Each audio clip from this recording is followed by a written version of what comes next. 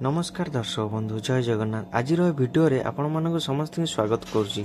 जदि आपण मानक एही इंटरेस्टिंग आंसर जानिबार अछि वीडियोटी को आरंभ शेष जाए बिना स्किप करी देखंतु। आपण मानन पई प्रथम प्रश्न, केउ फल खाइले शरीर क्षेत शीघ्र ठीक होई थाए?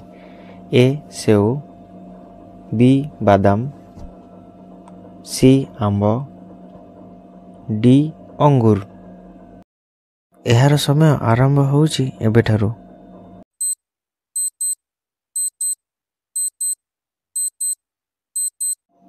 आपण मानकर टाइम एबे शेष होई सारिछि। एबे देखिबा एहार सटीक आंसरटी कोन रहिछि। एहार सटीक आंसरटी हेउची ऑप्शन बी बादाम। बादाम खाइबा द्वारा शरीर क्षेत शीघ्र ठीक होई थाए। एबे चलंतु जिबा नेक्स्ट प्रश्न, जेल रे कैदी काम कले केते टंका मजूरी मिले?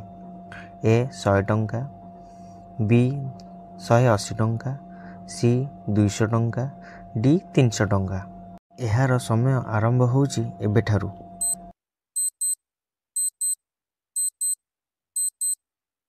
आपण मानकर टाइम शेष होई सारिछि। एबे देखिबा एहार सटीक आंसर कोन अछि। एहार सटीक आंसर ऑप्शन बी 180। जेल रे कैदी काम कले 180 टंका मजूरी मिले। नेक्स्ट क्वेश्चन प्रश्न, केउ फल खाइले 300टी रोग ठीक होई थाए? ए आंबो, बी सेव, सी अमृतभंडा, डी पिजुली। एहार समय आरंभ होउची एबेठारु।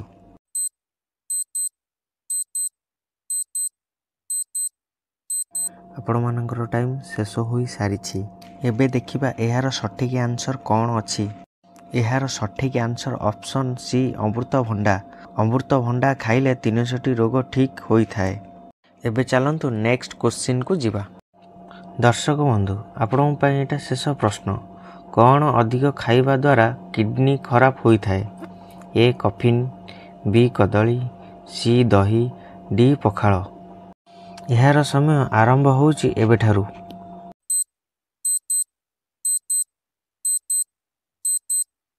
आपण मानकर टाइम एबे शेष होई सारिछि। एबे देखिबा एहार सटीक आंसर कोन अछि। एहार सटीक आंसर हेउची, दर्शक बंधु यदि चैनल को सब्सक्राइब करनंती जल्दी जल्दी सब्सक्राइब कर दियंतु एवं पाखरे थिबा बेल आइकन को दाबी दियंतु सर्वप्रथम वीडियोटी देखिबा पई।